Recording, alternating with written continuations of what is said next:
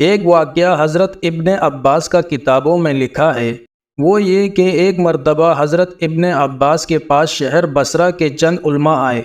اس وقت حضرت ابن عباس بصرہ کے گورنر تھے۔ انہوں نے کہا کہ ہمارے پڑوس میں ایک صاحب رہتے ہیں جو صوام و قوام یعنی دن بھر روزہ رکھنے والے اور رات بھر نماز پڑھنے والے بڑے عابد و زاہد اور اللہ والے ہیں۔ ہم میں سے ہر شخص کی خواہش ہے کہ ان جیسے بن جائیں۔ انہوں نے اپنی لڑکی کا نکاح اپنے ایک غریب بھتیجے سے کر دیا ہے اور وہ اس قابل نہیں کہ اپنی بیٹی کی رخصتی کا انتظام کر سکیں۔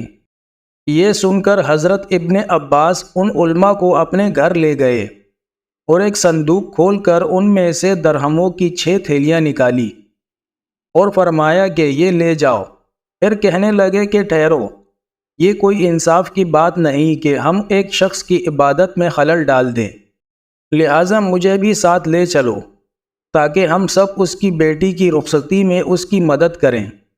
دنیا اتنی قابل قدر نہیں کہ مومن کی عبادت میں اس سے خلل ڈالا جائے، اور ہم اتنے بڑے نہیں کہ اولیاء اللہ کی خدمت نہ کریں۔ بھائیوں، ایک بات یہاں اور جان لیں کہ ایثار سخاوت کا اعلیٰ درجہ ہے، اور ایثار کہتے ہیں خود پر دوسروں کو ترجیح دینا۔ خود کو بھوک لگی ہے مگر خود نہیں کھاتا، دوسروں کو کھلاتا ہے۔ خود پیاسا ہے مگر دوسروں کو پلاتا ہے۔ حضرات صحابہ کی یہی خصوصیات تھی کہ وہ محض سخی نہیں تھے بلکہ ایثار کرتے تھے۔ اس لیے قرآن نے ان کی تعریف میں فرمایا کہ وہ حضرات اپنے پر دوسروں کو ترجیح دیتے ہیں اگرچہ خدان کو تنگی ہو، یعنی خود کو بھوک و پیاس وغیرہ کی پریشانی ہے، مگر اس کے باوجود وہ حضرات دوسروں کو دیتے ہیں اور خود صبر کر لیتے ہیں۔